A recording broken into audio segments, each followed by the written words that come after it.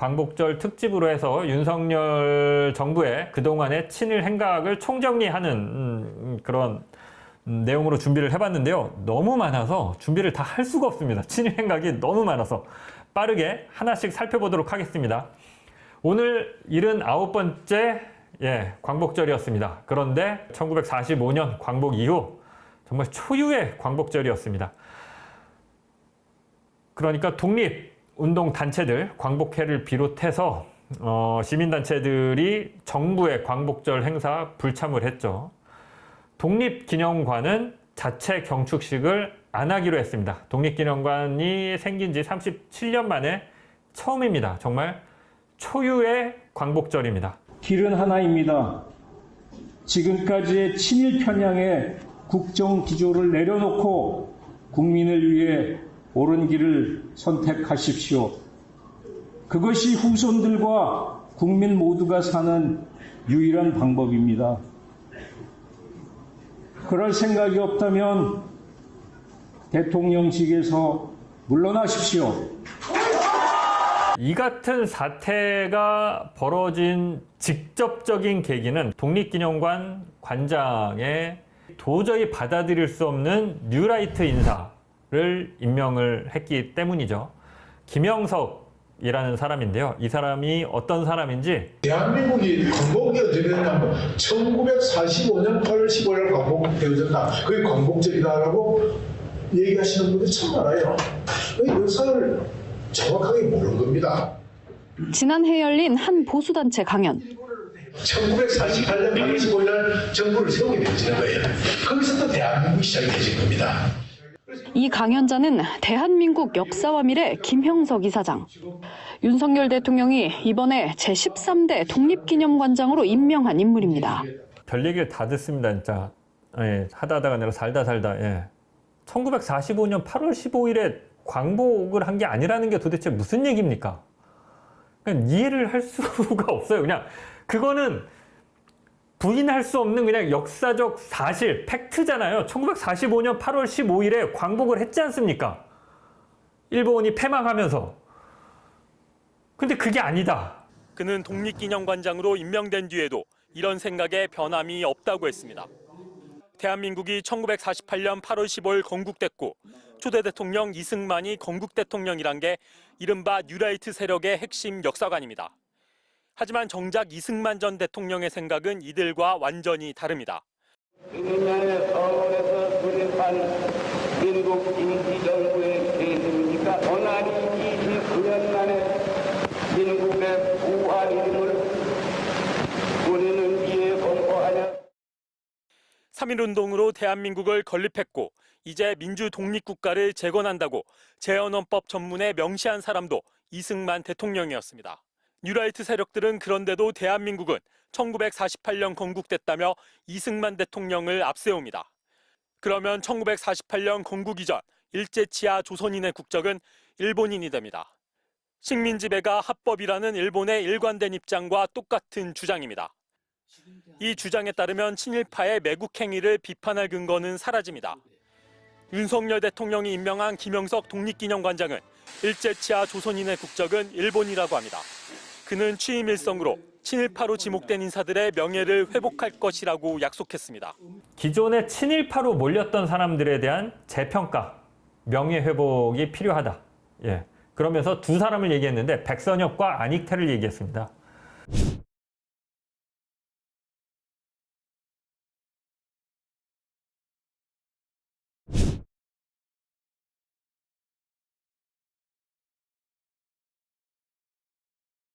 이제 대놓고 얘기하는 거죠. 친일파들한테 면죄부 줘야 된다라고. 그것도 무려 독립기념관 관장이 지금 그러고 있는 거죠. 근데 김영석뿐만이 아니죠. 윤석열 대통령은 역사단체 그리고 역사교육단체들의 이 같은 인식을 공유하고 있는 뉴라이트 인사들을 대거 발탁해서 임명합니다. 사실상 점령당했다고 보는 게 맞는데요. 지난 2월에도 정부는 광복회 원로들의 격렬한 반대를 무릅쓰고 박이택 낙성대 경제연구소장을 독립기념관 이사로 낙점했습니다. 일제강점기 미국 수탈을 수출이라 주장한 인물입니다. 강제 공출 이전에 미국의 일본으로 판 것을 그 수탈이라고 보면은 진짜 그게 수탈이 맞거든요. 가격을 받고 판매하는 것은 수출이다. 지난달엔 우리 고유 문화를 연구하는 한국학중앙연구원장 자리에 김낙년 교수가 취임했습니다. 위안부 강제성을 부정하고 독도가 우리 영토라는 근거가 부족하다는 내용이 담긴 책 반일 종족주의의 공동 저자입니다.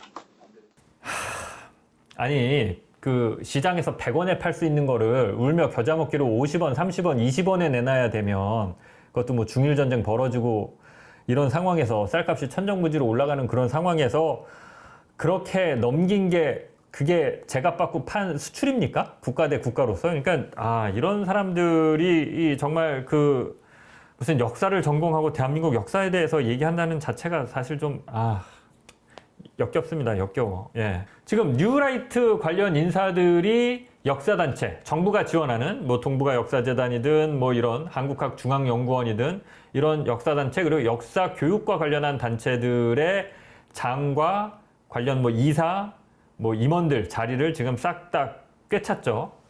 교과서 포럼에서 그 활동했던 사람들을 지금 정리해 놓은 겁니다. 김주성, 현재 한국학중앙연구원 이사장이면서 국가교육위원회 위원입니다. 이 사람은 한국교원대 명예교수였고 한국교원대 전 총장이었습니다. 아까 나왔죠. 김낙년 한국학중앙연구원장입니다. 현재. 그리고 동국대 교수입니다. 허동현 현재 국사편찬위원장입니다. 경희대 교수입니다. 이배용 현재 국가교육위원장이고요. 이화여대 명예교수입니다. 김용직 독립운동 훈격 국민공감위원회 위원이고요. 그러니까 독립운동 자격이 있는지 없는지를 심사하는 곳이라고 생각하면 됩니다. 성신여대 교수입니다. 강규형 이번에 그 청문회 보면서 아마 강규형 그 전 KBS 이사 그 굉장히 오만하게 얘기하는 거 많이 보셨을 텐데 이 사람도 독립운동 훈격 국민공감위원회 위원이고 명지대 교수입니다. 김광동 아마 많이 아실 겁니다. 진실 화해를 위한 과거사 정리위원회 위원장. 이 사람은 전 박문진 이사, 전 MBC 이사였습니다. 뉴라이트 전국연합에서 활동했던 강혜련 씨, 국가교육위원회 위원이고 이화여대 교수입니다. 한국현대사 학회, 이것도 아마 이제 뉴라이트 색깔을 띠는 그런 학회인 것 같습니다. 김주성, 아까 나왔죠. 한국교원대 명예교수 전 총장. 허동현, 국사편찬위원회 위원장 아까 나왔고요. 이명희, 한국학중앙연구원 이사, 국립공주대 교수입니다. 박지향, 동북아 역사재단 이사장입니다. 그리고 서울대 교수입니다. 김용직, 아까 얘기했고요. 강규영 얘기했고요. 김명석, 역시 독립운동 훈격 국민공감위원회 위원이고 연세대 교수입니다. 박주석, 국가기록관리위원회 위원입니다. 명지대 교수입니다. 그리고 뭐 박근혜 정부 당시 문제됐던 거죠. 교학사 국정교과서에 참여했던 사람들입니다. 아까 나왔지만 이명희, 김명석, 허동현, 아까 나왔던 사람들이죠. 이게 이제 대표적인 사람들만 이렇게 한 12명 추린 거고요. 들어가서 실제로 보면 뉴라이트 색깔을 띠는 사람들한테 이렇게 완전히 그 포진당해 있습니다. 지금 경향신문 보도를 참고해서 제가 정리를 한 건데요. 한 경향신문 보도는 지금 확인된 게 한 20여 명 이상 된다 이렇게 썼는데 더 되는 걸로 보여요. 제가 딱 들어가서 보기만 하더라도 뉴라이트 단체에서 활동했던 사람들 이름이 바로바로 눈에 띄더라고요. 이사나 이런 사람들 확인해 보니까. 근데 이제 나중에 뭐 소송이나 명예훼손 관련 그런 그 여지가 있어서 제가 대표적이고 확실한 사람들, 얼굴 사진 구할 수 있는 사람들만 지금 좀 정리를 해본 겁니다. 이렇게 이제 뉴라이트, 친일적, 식민적 사관을 갖고 있는 사람들을 대거 역사단체 그리고 교육단체들에 대거 발탁해서 임명했고요. 독도 관련해서도 윤석열 정부는 굉장히 이상한 행보를 보입니다.